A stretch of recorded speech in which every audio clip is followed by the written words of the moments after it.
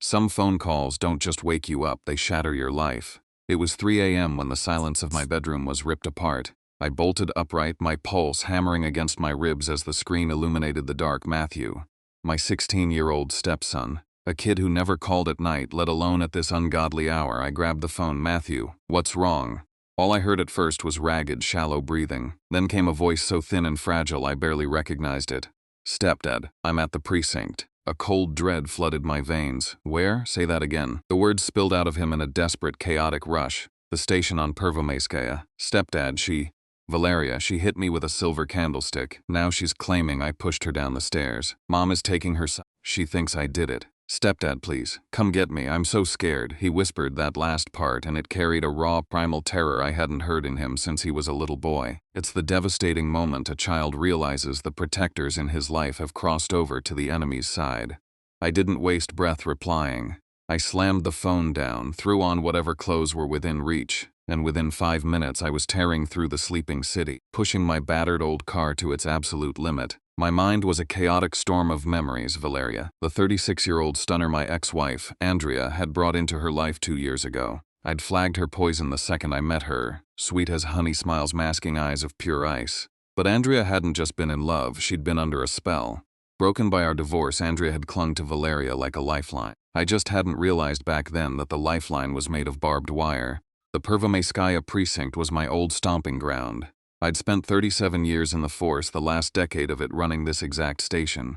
I'd been retired for 5 years, but around here, the name Rim Trofimenko still carried weight. A living legend, the rookies called me. I usually despise the theater of it, but tonight I prayed my legacy still had teeth. I stormed through the double doors like a gale force wind. A young desk officer, maybe 25, was half-heartedly flipping through paperwork. He practically leaped out of his chair when he saw me. "Sir, how can I help you? My stepson was brought in tonight, Matthew Trofimenko. Where is he?" The kid frowned, tapping his keyboard. "Yes, we have him logged. But status-wise, what's your relation?"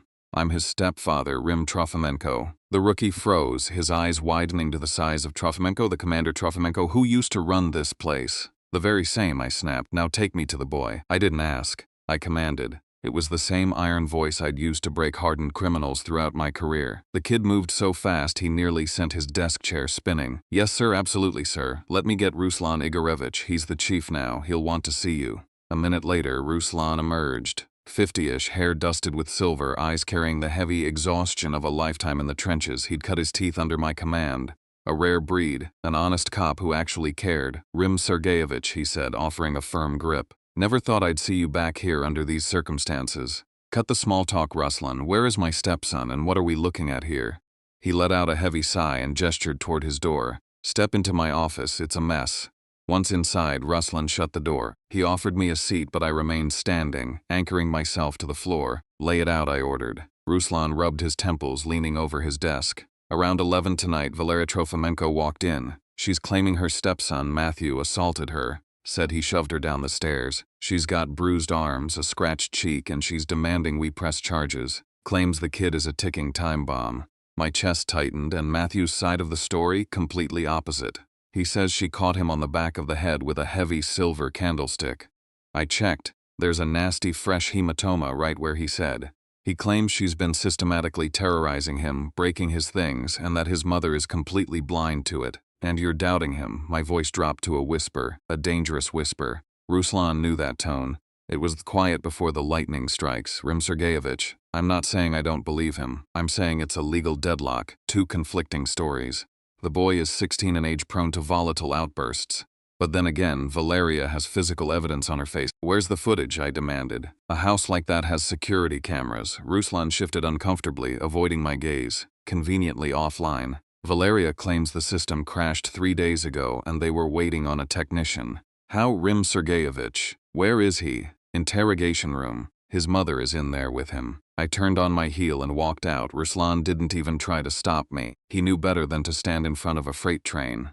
Walking down those familiar corridors, a cold clinical fury took over, the kind of razor-sharp focus that had once made me the sharpest investigator in the state. No cameras, no witnesses. A bruised woman and a kid with a cracked skull. But the adult gets the benefit of the doubt because she knows exactly how to play the victim. I threw the interrogation room door open. Three figures sat inside Matthew, my ex-wife Andrea, and a young officer taking notes. Matthew was slumped in his chair, eyes bloodshot, looking entirely hollowed out. The moment he saw me, he stood up. "Stepdad." I pulled him into a tight embrace, feeling the frantic tremor in his chest. "I've got you," I murmured. "It ends tonight, I promise." Then, I looked at Andrea. She was staring blankly out the window, her jaw set, shoulders rigid. She refused to meet my eye. "Andrea," I said. She slowly turned to face me, her expression carved from granite. "Don't start, Rim. I know what you're going to say, but you're blind to what's actually happening here." "I'm blind?" I felt the anger rising, vibrating in my chest. "Your son is sitting in a police precinct at 3 in the morning with a head injury, and you're telling me I don't get it?" "Valeria isn't lying," Andrea insisted. "Standing up to face for months, he snaps, he slams doors, he isolates himself. I've tried reaching out, but he's shut down, and tonight, he pushed her?" I cut her off. "This kid? He wouldn't step on an ant, Andrea. People change, Rim." She looked past my shoulder, her voice distant and numb. "The divorce, the new marriage, he didn't handle it well. He needs professional help." I stared at her, searching for any trace of the woman I used to know. But she was gone. Standing before me was a hollow shell, a woman completely reprogrammed, entirely the thumb of a predator. "All right," I said, my voice dropping to a calm, icy register. "I'm taking Matthew. Now." Andrea's brow furrowed. "Rim, you can't just—" "I'm taking him, Andrea. I'll sign the custody release under my own recognizance. Ruslan will handle the paperwork, and you and I can have a civil conversation tomorrow. But tonight my stepson comes with me." I didn't wait for her to agree. I took Matthew's hand. "Let's go, son." 30 minutes later, we were in my car, driving into the fading night. Matthew stared silently at the passing streetlights. I kept my eyes on the road, but behind them a dark puzzle was beginning to piece itself together. Broken cameras, a mother brainwashed, a terrified kid. This wasn't a domestic dispute. It was something far more calculated, far more sinister, and if I didn't solve it fast, it was going to destroy him. At home, I sat Matthew on the sofa, wrapped him in a blanket, and placed a cup of hot tea with honey in front of him. He held the cup with both hands, as if trying to warm himself, even though the apartment was warm. I sat next to him, putting a hand on his shoulder.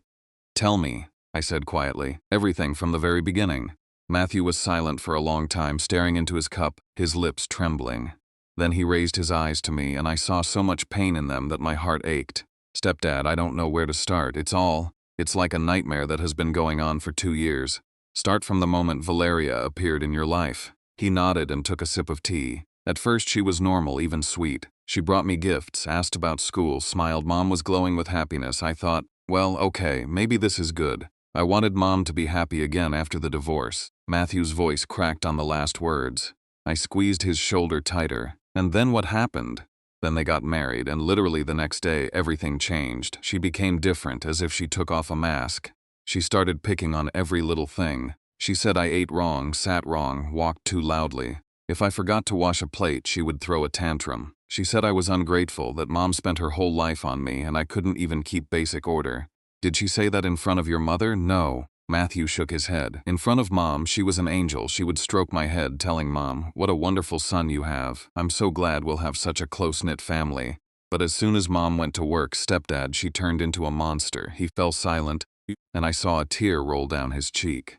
Matthew wiped it away angrily, as if mad at himself for showing weakness. "Go on, son. I'm right here." She started breaking my things. First, she accidentally dropped my model airplane that I had spent 3 months building. "It shattered to pieces," she said. "Oh, sorry, I didn't notice," but I saw her eyes. She was glad. Then she accidentally spilled coffee on my term paper that I had worked on for a week. She accidentally threw away my sneakers, saying they were old, even though they were brand new. My dad bought them for me right before he moved away. Matthew whispered the last words. I felt rage boiling inside me, but I controlled myself. Right now, Matthew didn't need my rage. He needed my support. "Did you try to tell your mother?" "I tried." Matthew's voice broke into a cry, "many times, but she always twisted everything.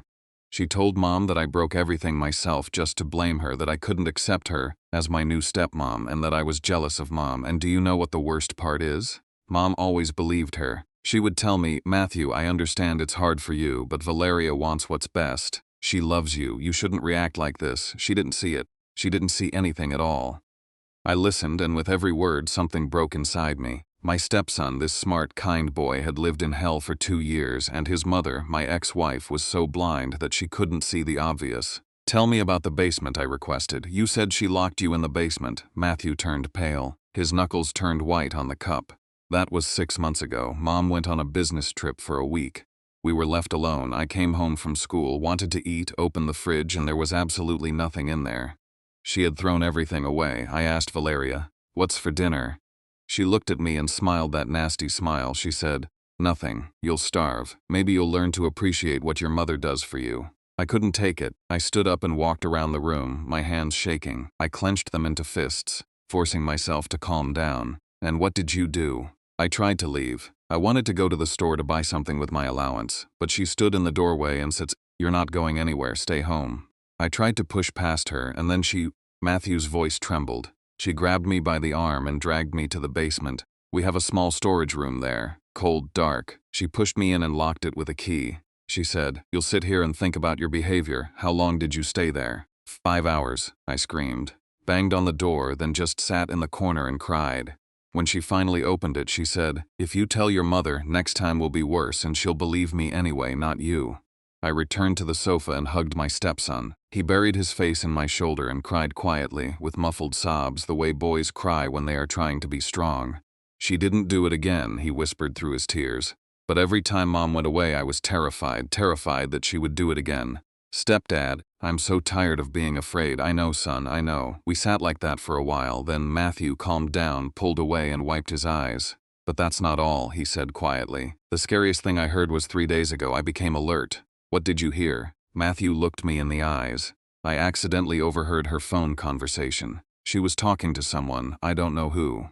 But she said she would get rid of the boy soon, that the ex-husband wouldn't last long either, and then Andrea would inherit all the property. And she said they would sell your apartment, stepdad. Your apartment, the one you bought," she said. "This is a good area. We'll get at least 20 million for that 3-room place." The blood drained from my face. I stared at my stepson, and the world seemed to tilt. "Are you sure? You definitely heard that?" "I swear, I recorded it all on my phone, but today when she attacked me, I dropped my phone. It broke, now there's no proof." I stood up and paced the room. My thoughts raced, connecting the dots. Get rid of the boy. The ex-husband won't last long. Selling the apartment. Inheritance. This wasn't just domestic abuse. This wasn't just psychological pressure. This was a criminal scheme. Well-planned, cold. And Matthew wasn't just a victim of abuse. He was an obstacle in the way of money. I stopped and looked at my stepson. "Matthew, what happened today? How did you get that bump?" He touched the back of his head and winced. "I came home from school. Valeria was alone. She started screaming at me, saying I brought dirt into the house. I tried to walk past her, but she stood in my way. I said, 'Please step aside.' But she squalled down the silver capeful and hit me on the head. I fell. She stood over me and said, 'It's time to end the show. I'm tired of you.' Then she took her phone and called Mom. She cried into the receiver, saying I pushed her down the stairs, that she was afraid of me. I lay on the floor, unable to move from the pain and shock, and she stood there smiling. She specifically scratched her own cheek with her nails and hit her arm against the wall to make bruises, right in front of my eyes. 'And your mother arrived?' 'Yes.' She didn't even look at me properly. She just said, 'Get dressed, we're going to the police.' I tried to explain, but she wouldn't listen. She said I had anger issues and to stop lying. I sat back down and took my stepson's hands. 'Matthew, listen to me very carefully. What you told me is very serious. This is not just a family conflict. Valeria is dangerous and I will not let her hurt you. Do you understand?' 'Never,' he nodded, a glimmer of hope appearing in his eyes. 'You believe me, every single word,' I said firmly, 'and do you know why? Because I worked in the police force for 37 years. I've seen hundreds of criminals. I can spot a lie from a mile away. You are not lying. But Valeria, she is a professional. She knows what she's doing. But she doesn't know one thing, who she's dealing with.' I stood up and walked to the window. The city was asleep. I looked at the distant lights and thought, 37 years in the police didn't just teach me how to catch criminals. They taught me to think like them, to plan ahead, to look for evidence, to build Tate case. Standing at that window at 4 a.m., I realized I had to become the precinct chief Trofimenko again. Not a stepdad, not a pensioner, the chief, because my stepson's life was on the line. I took my phone and found the name I needed in my contacts. Nina, my former partner, the best detective I had ever worked with. She was now in private investigation. If anyone could help, it was her. I dialed the number. After the third ring, a sleepy voice answered. "Rim, do you know what time it is?" "Nina, I need your help, urgently. It's about Matthew." No, I am sure we are dealing with a professional criminal, and I need to expose her before it's too late." There was a pause. Then Nina's voice came back, alert and focused. "Send me the address, I'll be there in an hour." I hung up and turned to Matthew. He was watching me with wide eyes. "Stepdad, what are you planning?" I smiled. "For the first time on that terrible night, I'm planning to bring back justice, my boy, and show this Valeria that she shouldn't have messed with the Trofimenko family." Nina appeared exactly an hour later. She knocked on the door with 3 short taps, her old signal from our partner days. I opened it and she walked in, energetic, sharp, carrying a small case. At 65, with gray hair pulled back into a tight bun and sharp brown eyes, Nina Sokolova hadn't changed a bit except for a few more wrinkles. "Well, show me the victim," she said instead of a greeting. Matthew was sitting on the sofa, still wrapped in the blanket. Nina walked over, sat down next to him and carefully examined his head. "A good bump," she noted. "Lucky it's not a concussion. We need to take pictures, document it." "Rim, do you have a camera? Will a phone do?" "It'll do. Take photos from all angles, with a ruler next to it so the size is visible, and document the bruises on his arms, too." I got my phone and began taking pictures. Matthew silently turned his head and rolled up his sleeves. On his wrists were clear finger marks. Valeria had squeezed hard when she dragged him to the basement. Nina, meanwhile, took a voice recorder and a notepad from her case. "Matthew, I'm going to record your statement now, officially. You need to understand that everything you say can be used as evidence. Speak slowly, clearly, don't rush, and most importantly, tell only the truth. No exaggeration, nothing facts, only facts." Matthew nodded and began to tell his story, structured now under Nina's guidance. When he reached the part about the overheard phone call, Nina sharpened her attention. "Repeat that part again," she requested. "Word for word, what did she say?" Matthew strained to remember. "She said, 'I'll get rid of the boy soon. The ex-husband won't last long either. Andrea will inherit everything. We'll sell the apartment in the center. It'll fetch at least 25 million. Then we'll arrange everything with George, and I'll be free.'" Nina stopped writing and looked up from her notepad. "George. She mentioned a name?" "Yes, George. I remember clearly because it wasn't the first time she mentioned that name." Nina looked at me. I read in her eyes exactly what I was feeling. This was the thread, the lead. "Matthew, you did great," Nina said. "You've been a huge help. Now go get some rest. You need to sleep." Once Matthew went to his room, Nina and I remained in the kitchen. She poured herself some tea and sat across from me. "Rim, this smells like big trouble," she said quietly. "This Valeria is not just a domestic abuser. This is too professional." She bruised herself. "The cameras accidentally stopped working. There are no witnesses. And this phone conversation about money, inheritance, and some guy named George. What are you thinking?" I asked, though I already had a suspicion. "I think we need to dig into her past biography, previous relationships, finances. If she's a professional, she has a history. People don't become like this overnight." "How much time do you need?" Nina thought for a moment. "Give me 2 days. I have contacts in the registry office, the tax office, banks. I'll dig up everything I can. In the meantime, keep Matthew with you. Do not let him go back to his mother under any pretext." I wouldn't dream of left at dawn. I put Matthew to sleep in my room, and I sat in an armchair in the living room. I couldn't sleep. My thoughts spun, building theories, falling apart and assembling again. Valeria, a young, beautiful woman, marries an independent woman with a child and money, manipulates her, controls her, beats the child, plans a murder. Why? For the sake of the apartment, for Andrea's inheritance. But why so professionally? The answer came 2 days later. Nina called in the evening. "Rim, sit down. What I'm about to tell you will shock you." I sat. "Tell me." "Valeria Krylova, 36 years old, born in Saratov. She has been married 4 times, including to your ex-wife." 4 times? I couldn't hold back an exclamation. 4. And now the interesting part. First husband, Roman Lebedev, a businessman, married Valeria in 2015.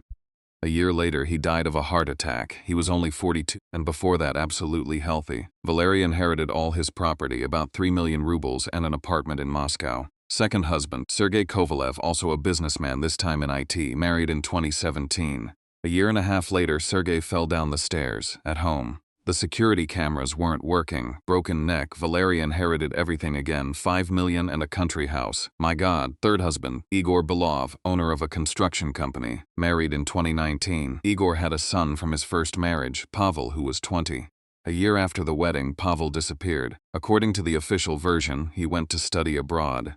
But Rim, I found Pavel. He lives in Prague. I called him. He told me horrifying things. Valeria threatened him, tried to stage his father rushed him out of the country, gave him money, and begged him not to return. After that, Igor signed some documents, and Valeria gained control of his finances. Igor is still alive, but he is broken, living as a recluse. I couldn't speak. I just sat and listened to my world crumbling. "And do you know what the worst part is?" Nina continued. In all three cases, the exact same notary processed the documents. George Kamutov, 58 years old. He has his own office, specializes in inheritance cases, and his reputation is, let's say, not the cleanest.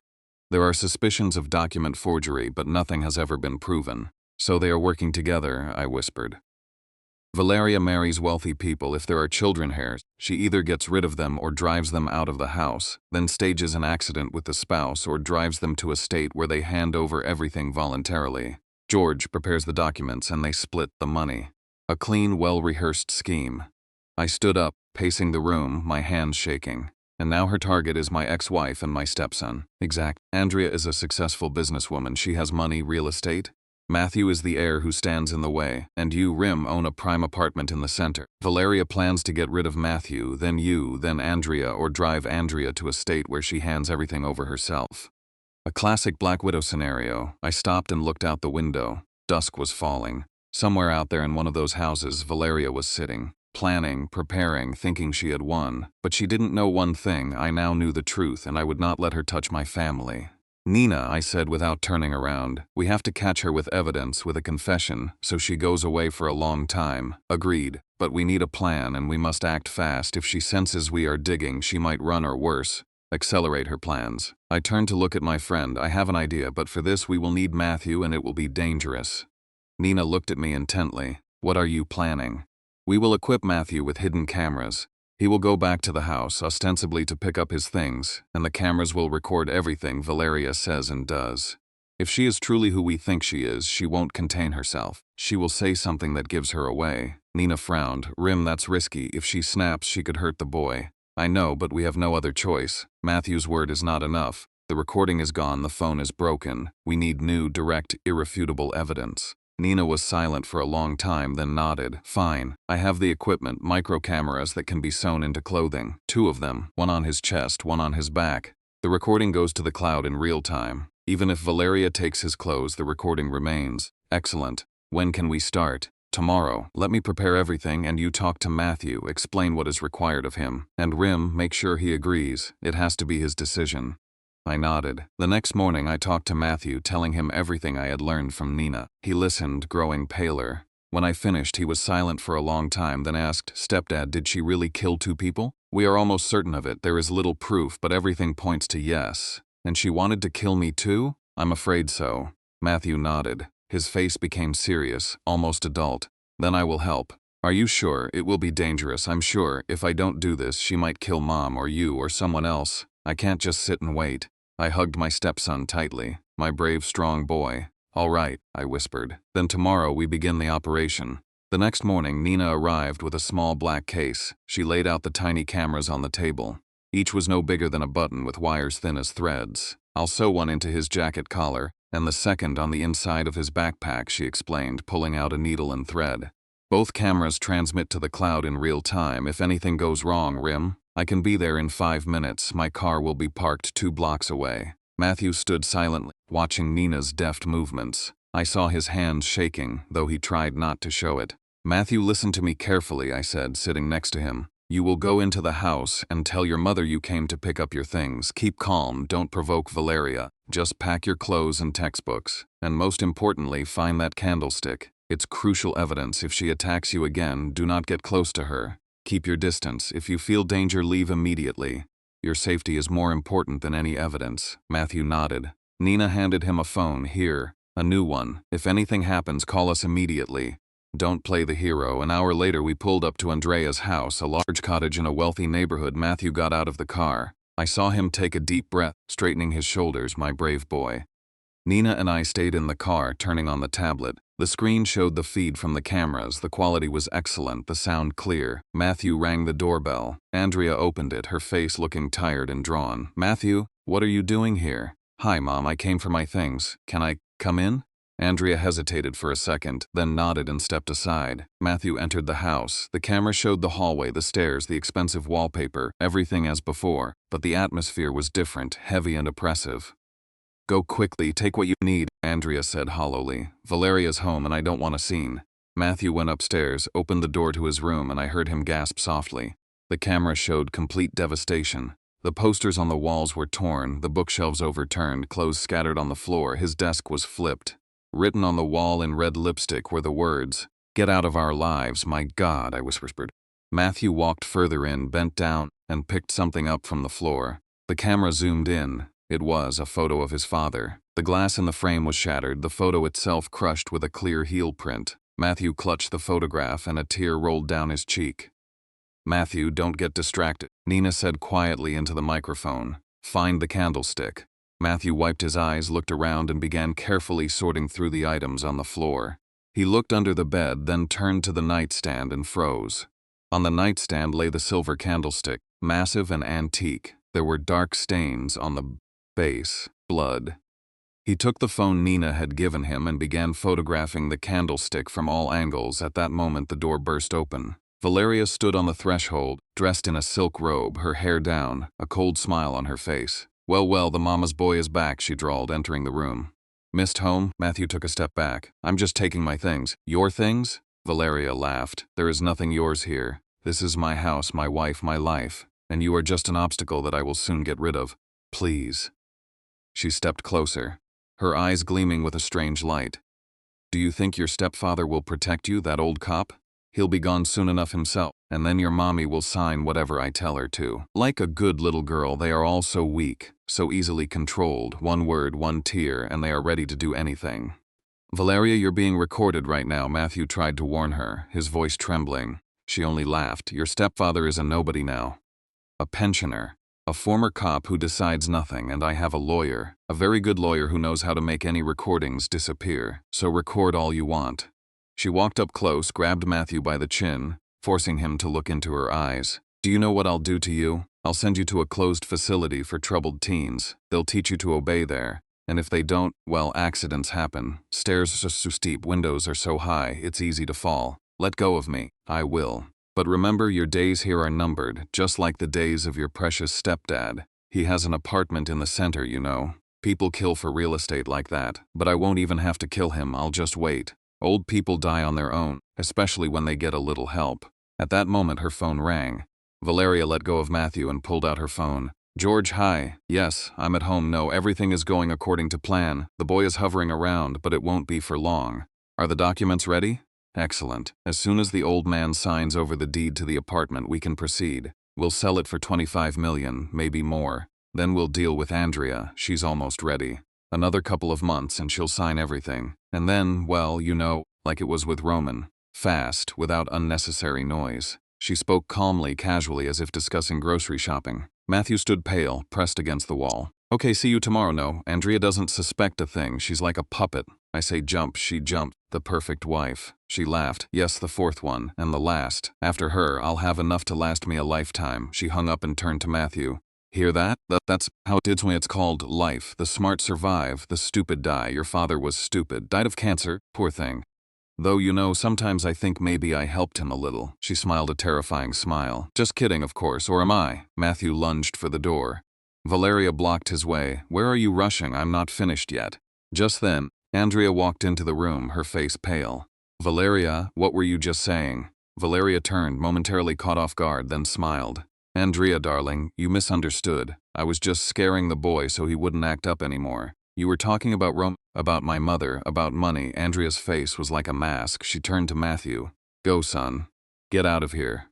Matthew didn't wait to be told twice. He grabbed his backpack, ran out of the room, flew down the stairs, and bolted from the house. On the tablet screen, I saw him running toward our car. Nina had already opened the door. Matthew scrambled into the back seat, breathing heavily. "Did you get it all?" he gasped. "Every single word," Nina replied. "You did great, boy. A real hero." I turned and hugged him. "It's over, son. We have the proof."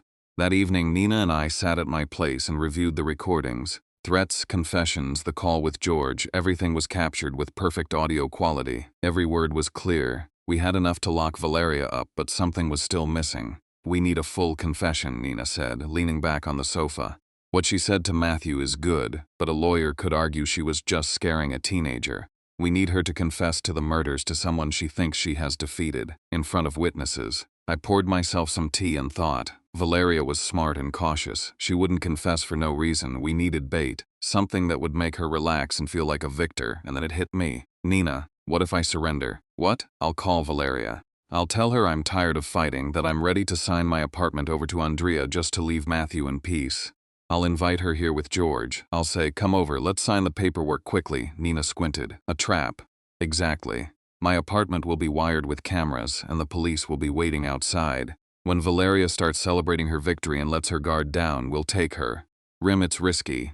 If she senses a trap, she won't. She is overconfident. She thinks I'm just an old, broken man who is afraid for his stepson. She already considers herself a winner. Nina looked at me for a long time, then slowly nodded. Fine, I'll bring the cameras. We'll install them everywhere. In the chandeliers, in the books, in photo frames. We'll warn Ruslan to have a backup team ready. The next day I called Valeria. I made my voice sound tired and broken. Valeria, this is Rim Sergeyevich. I need to speak with you. A pause. Then her suspicious voice. I've been thinking a lot about Matthew, about Andrea, about this whole situation. I don't want any more conflicts. I'm tired. I'm 68 years old. I want peace. If you promise to leave Matthew alone, I am ready to sign over the deed of my apartment to Andrea. Let it be hers and therefore yours. Silence. I could practically see her smiling. Seriously? Seriously. Come tomorrow evening. Bring your notary. Let him draft the documents. I'll sign. Just promise me you won't touch Matthew. Of course, Rim Sergeyevich, of course. We'll be there at 8 p.m. Does that work? I hung up. Nina, sitting nearby, nodded in approval. She bit. Now, let's prepare. Next day, we turned my apartment into a trap. Nina installed 6 micro cameras. In the chandelier, the wall clock, the bookshelf, and a vase on the table. Each recorded both audio and video, streaming directly to a cloud server and to Ruslan's police car parked nearby. I sent Matthew to a neighbor's house so he wouldn't have to witness this. At 8 p.m., the doorbell rang. I opened it. On the threshold stood Valeria, dressed in an expensive suit with flawless makeup. Next to her was a heavyset man of about 50, wearing glasses. George Komutov, carrying a briefcase. Valeria smiled widely, falsely. I brought George Stanislavovich. He has prepared everything. I think we can wrap this up in half an hour. Come in. They entered. George looked around, appraising the walls and furniture. Nice apartment, he remarked. About 100 square meters? 105. In the center, it's very expensive. They sat at the table. George pulled out the documents. So, a deed of gift in the name of Andrea Vladimirovna Trofimenko. You sign, I notarize it, then we register it, all clean and legal. I picked up the document, pretending to read it, then laid it back down. And you guarantee you will leave Matthew alone? Valeria's smile grew wider. Rim Sergeyevich, of course. I don't even know why you thought I wished him ill. It was just a misunderstanding. A misunderstanding? You hit him with a candlestick. She was momentarily taken aback, then waved her hand. Well, emotions were running high. The boy was being rude. I snapped. It happens. And the bruises you put on yourself were those from emotions too. Valeria went quiet. George cleared his throat nervously. Rim Sergeyevich, let's not dwell on the past. Let's resolve this peacefully. I stood up and walked to the window. You know, Valeria, I've thought a lot about you. Who you are, where you came from. Valeria tensed.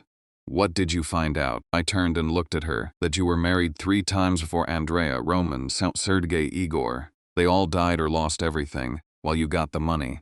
Silence. Valeria slowly stood up. I did. After all, I spent 37 years in the police force. A few skills remained. George grabbed his briefcase and jumped up. Valeria, we need to leave, but Valeria didn't move. She stared at me, and the smile on her face became wider and more manic. So what? She suddenly asked. So you found out. What are you going to do? Go to the police? Prove it first. I have the best lawyer. He shuts down any case. Valeria, shut up, George hissed. But she couldn't be stopped. She stepped toward me. You think you're so smart? You think I'm scared? I don't give a damn. I've done this 3 times and always got away clean. Roman was a fool, believed he had a heart attack when I simply slipped the right things into his pills. Sergei fell down the stairs. Yes, I pushed him with my own hands and nothing happened to me. Because I know how to play the part. Tears, hysterics, the helpless widow, everyone buys it. Valeria, that's enough. George tried to grab her arm, but she shoved him away. And Matthew, that little brat. I would have gotten rid of him in a month if you hadn't interfered. But no matter, you won't be an obstacle for long. Andrea will sign whatever I tell her to. She's devoted to me like a dog. She'll sign the deed, we'll sell the apartment, and I'll disappear with the money. Andrea can do whatever she wants. I don't care. I don't need her anymore. George grabbed her by the shoulders, shaking her. What? You just confessed to everything. Valeria laughed hysterically. So what? Who hears us? This old man, who would ever believe him? At that moment, the door burst open. On the threshold stood Nina Ruslan Igorevich and 3 uniformed officers. We do, Ruslan said calmly. We heard every single word. Valeria Igorevna Krylova, you are under arrest on suspicion of murder, fraud, and making death threats. You have the right to remain silent." Valeria's face distorted. She lunged for the door, but the officers intercepted her, slapping handcuffs on her wrists. George tried to run, but Nina tripped him. He fell and was quickly strained.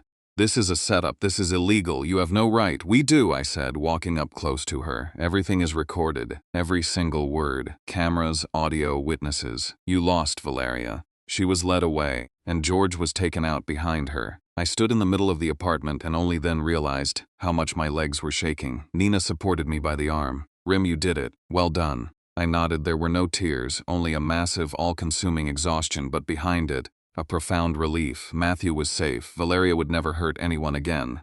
3 months dragged by like one long, anxious exhale. And then there we stood, braced against the steps of the courthouse, me, Matthew, and Nina. November had bled the warmth from the city, unleashing a bitter wind that whipped at the hems of our heavy coats. I barely felt the cold. My entire universe had shrunk to those towering, imposing doors.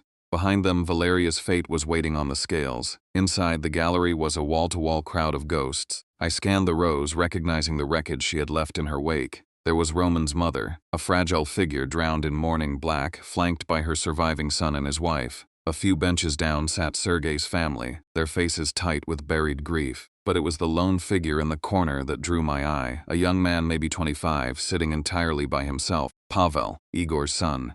He had flown all the way from Prague, a survivor returning to face his tormentor. Our eyes locked across the courtroom, and he gave me a slow, solemn nod. In his gaze, I saw the exact same thing burning in my own chest. A cold, uncompromising demand for justice. Then they brought her in even in handcuffs and a standard-issue prison jumpsuit with her hair pulled back, scraped tight. Valeria managed to look down her nose at the room. Her chin was held high, her eyes dead and freezing.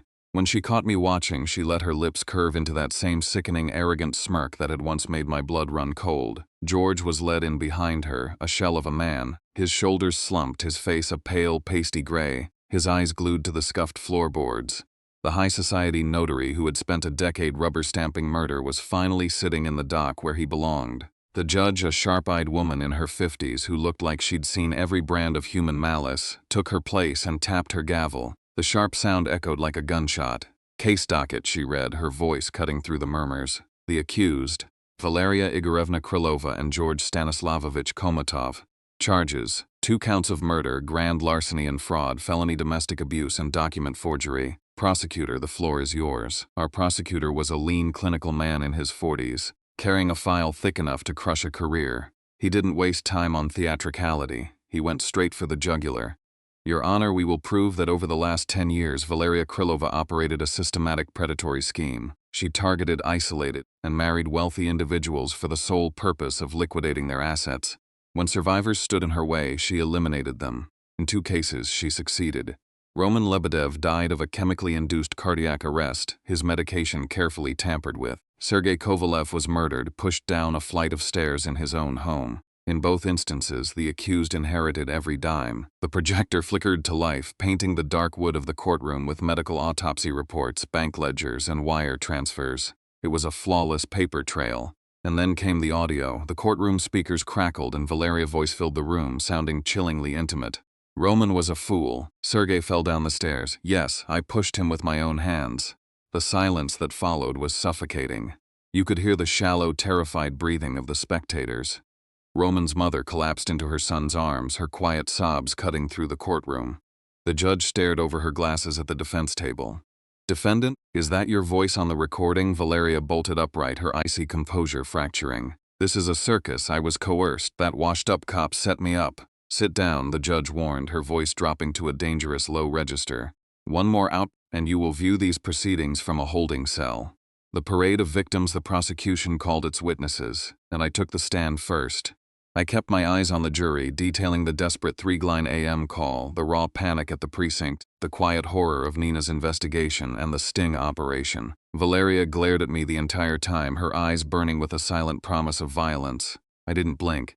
Then came Matthew. I felt a swell of fierce pride as my stepson walked up to the stand, back straight, head held high. He didn't shake, he didn't cry. He simply laid out the facts. The systematic psychological abuse, the 5 hours in the dark basement, the weight of the silver candlestick, and the chilling words he had overheard. Because he spoke with the quiet dignity of a survivor, the jury hung on every syllable. Pavel was next. His hands trembled as he gripped the wooden railing of the stand.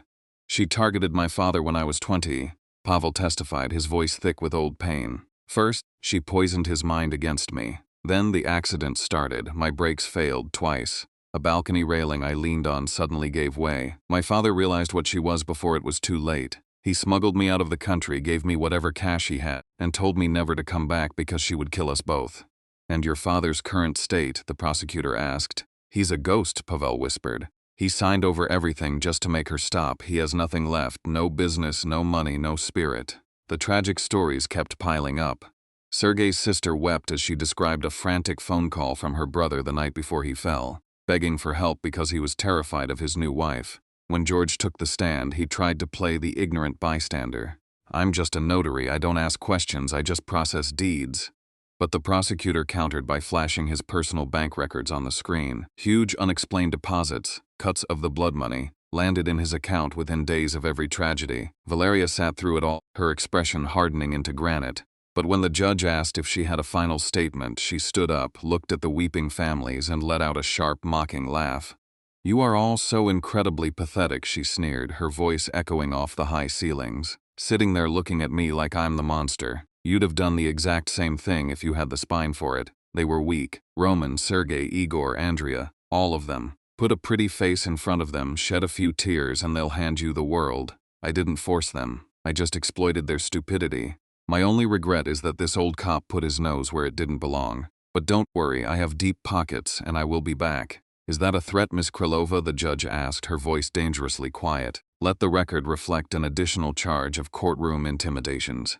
Sit down, Valeria screamed as the bailiffs forced her back into her seat, cursing at the room until they finally dragged her out. We waited in the hallway for 2 grueling hours. Matthew held my hand, his grip tight enough to stop the circulation. In the far corner of the waiting room, I spotted Andrea. She was sitting completely isolated, her face buried in her hands, her shoulders shaking.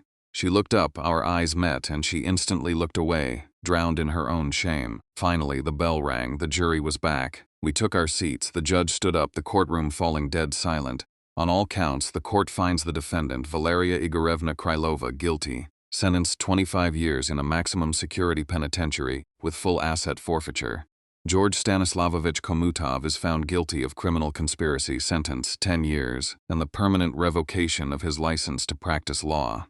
The heavy strike of the gavel was drowned out by the eruption of the gallery. Roman's mother sobbed, this time in relief. Pavel closed his eyes, exhaling a decade of terror. Matthew threw his arms around my neck. Stepdad, he choked out. You did it. The long road back as we walked down the stone steps of the courthouse into the freezing air, Andrea was waiting. She looked small, hollowed out, her eyes swollen. Rim, I'm so sorry, her cracked, barely a whisper. Forgive me, Matthew. Please, son, forgive me. I was so blind, I almost let her destroy us both. Before either of us could answer, her knees buckled. She collapsed onto the cold stone steps, weeping with the kind of raw, gut-wrenching agony that only comes when a person has completely hit rock bottom.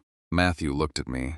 I gave him a gentle nod. He walked down the steps, knelt beside his mother in the cold, and pulled her into his arms. Mom, get up, he said softly. It's over. We're going, standing over them, and placed a hand on Andrea's trembling shoulder. Get up, Andrea, let's go home.